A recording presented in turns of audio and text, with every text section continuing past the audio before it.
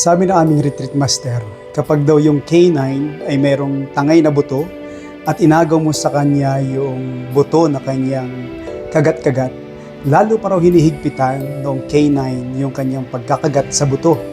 At ganun daw ang bukasyon ng pagkapari. Kapag mayroong gustong umagaw sa bukasyon ng pagkapari, ang Diyos lalo niya hinihigpitan ang kanyang paghawak doon sa kanyang pari. Maraming salamat, Panginoon, sa hindi mo pagbitaw sa akin at sa iyong patuloy na pagtataguyod sa bukasyong regalo mo sa akin. Maraming salamat po, Panginoon, sa tuwing ako'y mahina, ikaw po ang nagiging lakas ko at sandigan.